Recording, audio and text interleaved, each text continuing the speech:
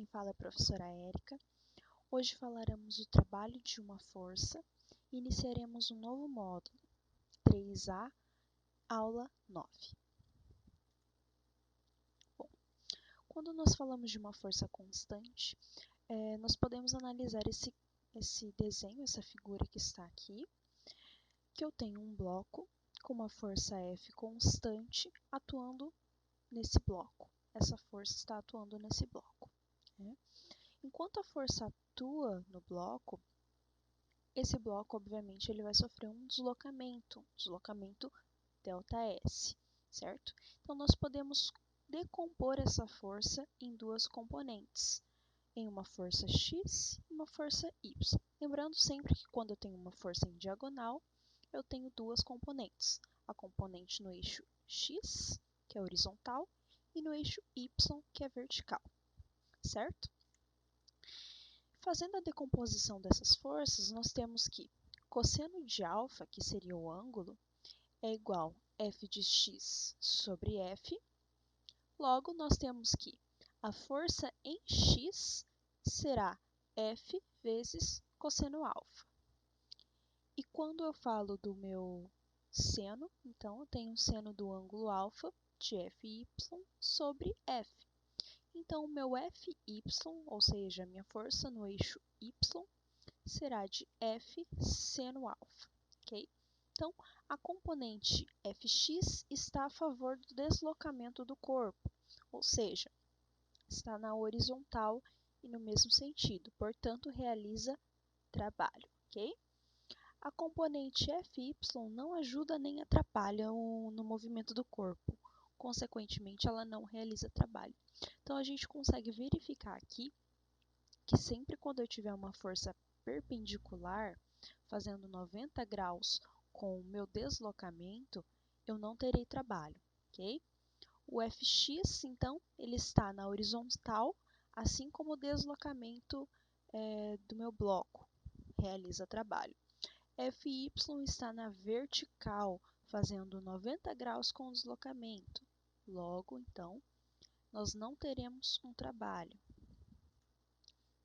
Tá? Então, definição de trabalho. Trabalho realizado por uma força constante é definido pelo produto do módulo do deslocamento pela projeção dessa força na direção do deslocamento. Tá? Então, aqui o tal, essa letra grega, representada pela letra tal, nós chamamos ela de trabalho. Então, trabalho é igual a uma força em x vezes o deslocamento ΔS, ok? Quando eu analiso que a minha força x é F cosseno θ, eu posso substituir, então, trabalho como sendo F cosseno de alfa vezes ΔS, ok? Então, as grandezas físicas, força e deslocamento, são vetoriais, portanto, suas medidas são efetuadas em módulo. Assim, o sinal do trabalho depende do valor do cosseno de alfa, ok? Então, se eu tenho um cosseno de alfa maior que zero, eu terei um trabalho também maior que zero. Se eu tiver um cosseno de θ menor que zero, meu trabalho também será menor que zero. Agora, se o meu cosseno de θ for zero, no caso, quando for 90 graus, meu trabalho é zero, o trabalho é nulo. Bom, então, a gente tem algumas definições de trabalho, ok? O trabalho motor, então, é quando o sinal do meu trabalho for positivo. E quando ele é positivo? Tá? Quando a minha força e o meu deslocamento fazem um ângulo na qual esse ângulo está entre 0 e 90 graus. Okay? Então, entre 0 e 90 graus eu vou ter ali um trabalho positivo, quer dizer que a minha força ela ajuda no movimento do corpo. Okay? Então, trabalho motor é quando eu tiver o trabalho positivo. O trabalho resistente, então, ele ocorre quando o cosseno do meu ângulo estiver entre 90 e 180 graus, certo? maior que 90, claro. Como nós vimos antes, 90 graus é trabalho zero. Então, quando eu estiver entre 90 e 180 graus, eu terei então um trabalho resistente, trabalho negativo, ou seja, essa força ela está atrapalhando o deslocamento do meu corpo, certo? Assim como a gente consegue ver na figura, o deslocamento vai para um lado e a força está puxando para outro. Então, no meu trabalho nulo, é realizado por essas situações, né? O trabalho seria nulo quando eu tiver uma força zero, quando eu tiver um deslocamento zero, ou quando eu tiver um cosseno de alfa zero, ou seja, alfa tendo 90 graus, certo? Mesmo se a força e o deslocamento forem positivos e tiverem um valor, forem diferentes de zero, se o meu cosseno de alfa for zero, ainda assim não realizará trabalho, ok? Basta ter esse ângulo de 90 graus para não realizar trabalho. Aqui nós temos uma figura aqui ao lado de uma moça realizando uma força. Ela está realizando uma força para cima, segurando essas madeiras. E as madeiras estão se deslocando na horizontal. Se ela está fazendo uma força na vertical e esse objeto está se deslocando na horizontal, então, mesmo que esse objeto se desloque, não há trabalho. Bom, método gráfico.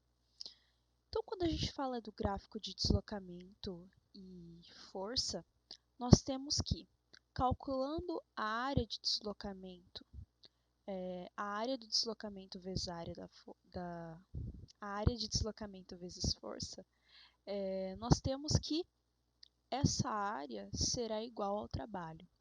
Então, sempre quando eu tiver um gráfico de força vezes deslocamento, para calcular o trabalho, basta calcular a área do gráfico. Nesse nosso caso aqui, nós temos um quadrado, certo? Então, somente calcular o deslocamento pela força. Se eu tiver um gráfico com um triângulo, eu utilizarei a área do triângulo e assim por diante, certo? Nos exercícios, então, que fornecem a força que atua na direção do deslocamento, o ângulo entre a força e o deslocamento forem iguais a zero, eu tenho então que fx será igual a f cosseno θ, que será igual a f. O que isso quer dizer?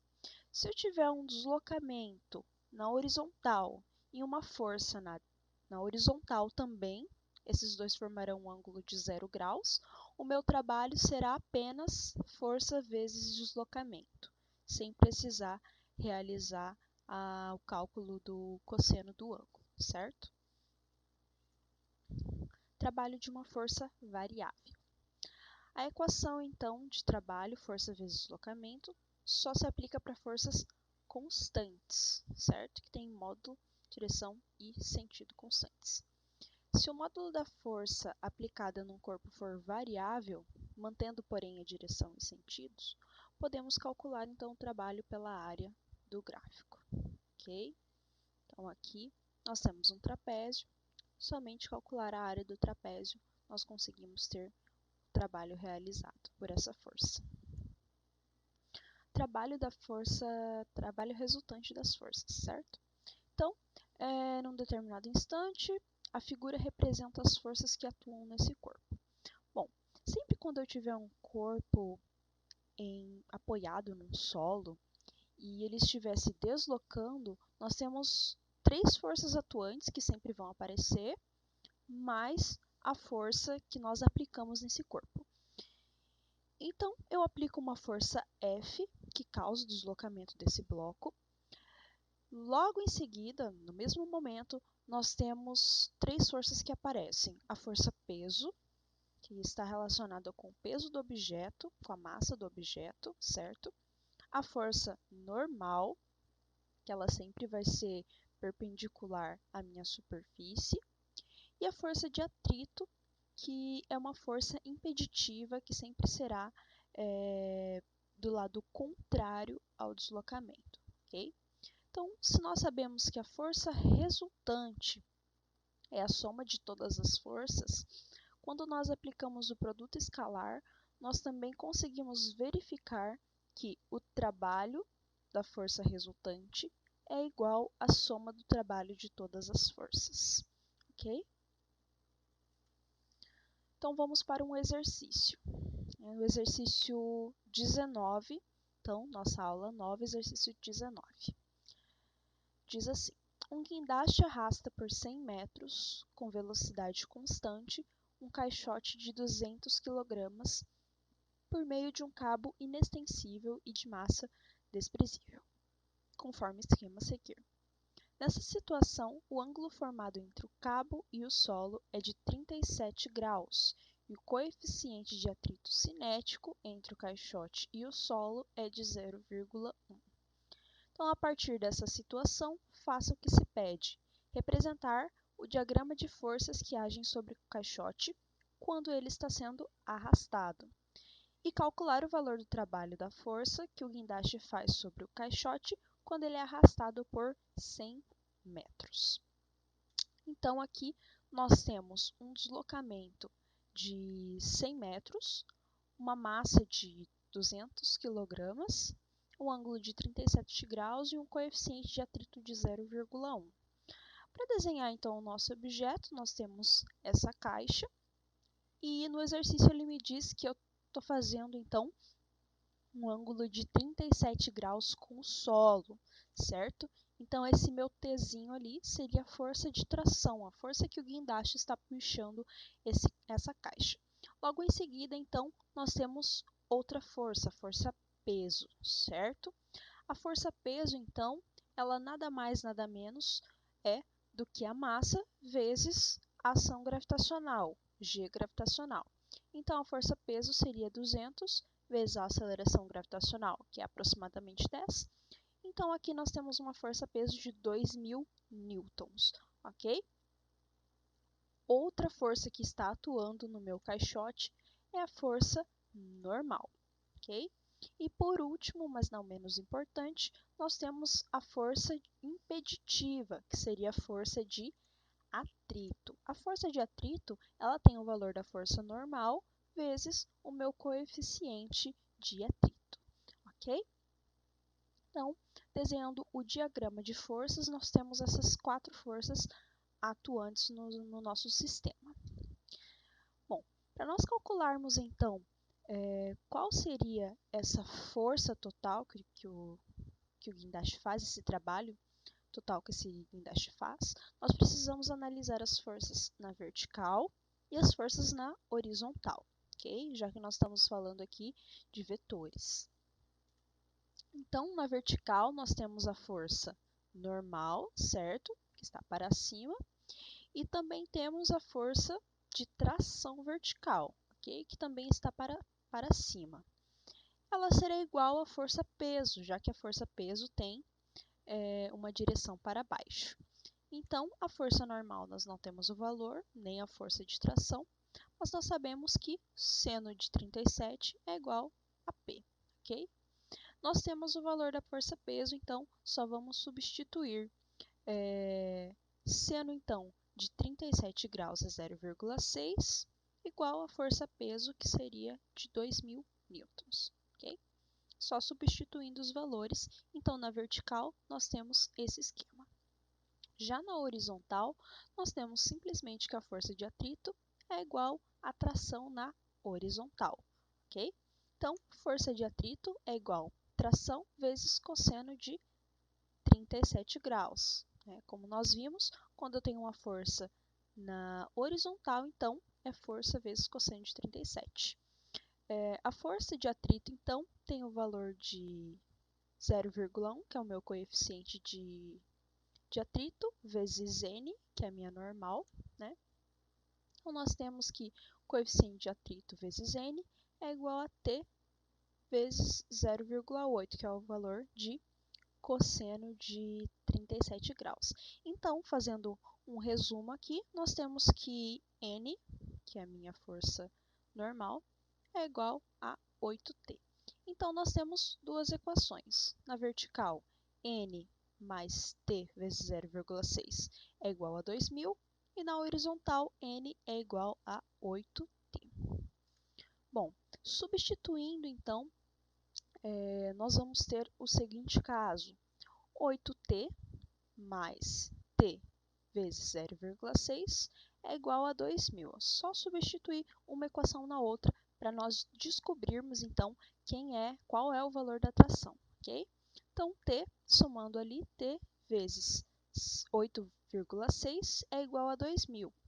Então, o valor da minha tração, fazendo a divisão, é de 232 newtons, ok?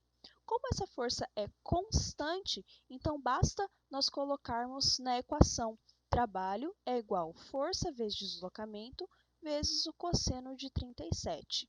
Então, meu trabalho é igual a 232,55 vezes 100, que é o meu deslocamento, vezes o cosseno de 37. Calculando, então, toda essa nossa equação, nós temos que o trabalho realizado por essa força de tração é igual a 18.604 joules ou 18,6 kJ. Certo? Então, essa é o trabalho realizado por essa força de tração. Espero que vocês tenham gostado e qualquer dúvida me chamem pelo chat. Até mais!